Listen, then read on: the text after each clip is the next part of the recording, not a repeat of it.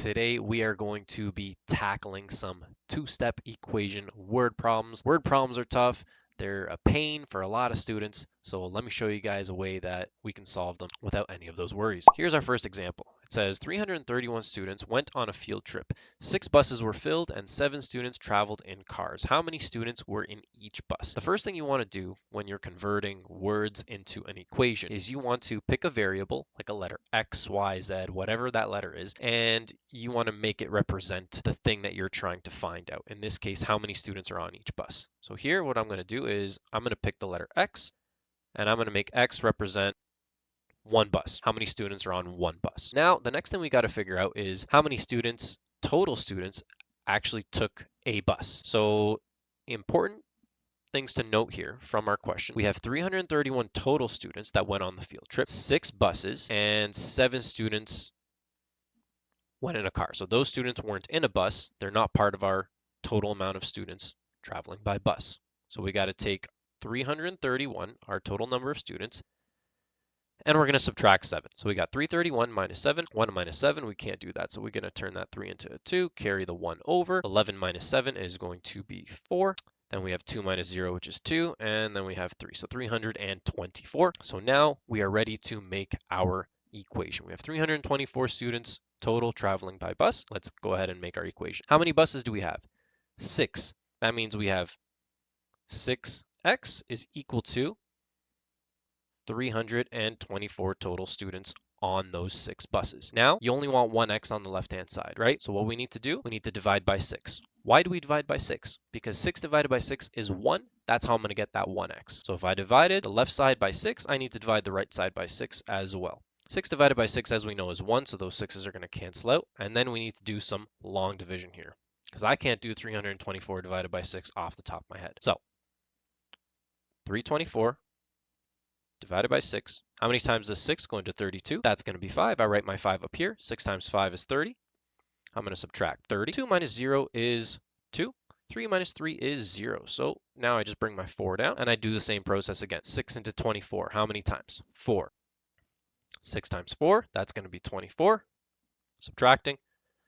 We're left with 0. No remainder. Perfect. And we get our final answer of x is equal to 54. Therefore, 54 students on one bus, just like that.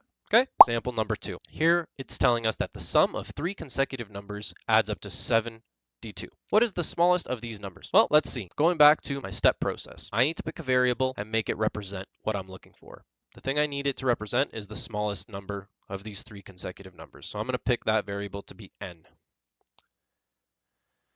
N is going to represent my smallest number. So now you're kind of scratching your head like, okay, now where do we go? Let's just start with this number n. I know I need 3 numbers, I need to add them up. So I'm going to write down n, and I need to add the next consecutive number after n. But how do I know the next consecutive number if my first number is n? Normally, if I have one number and I need to get to the next consecutive number, all I need to do is add 1. So what I can do here is I can put in a bracket and just write n plus 1. Because I don't know what that number n is, but I know that the next consecutive number after n is just n plus 1. And then if I need the next number after that, that's just going to be n plus 2.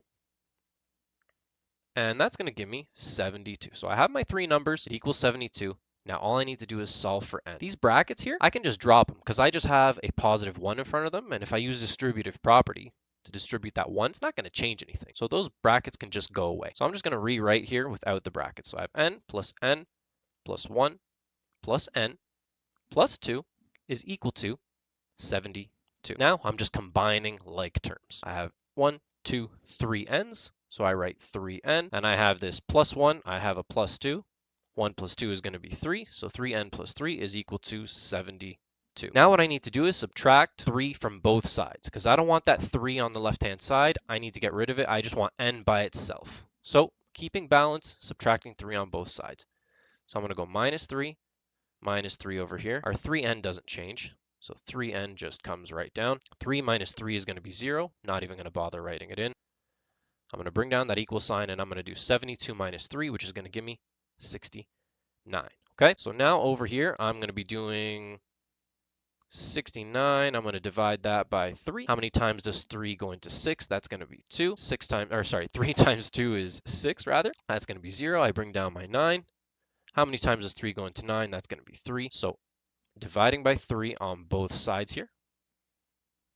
These 3's are going to cancel out, and this 69 is going to turn into a 23, and we have our final answer of n is equal to 23 right here. Therefore,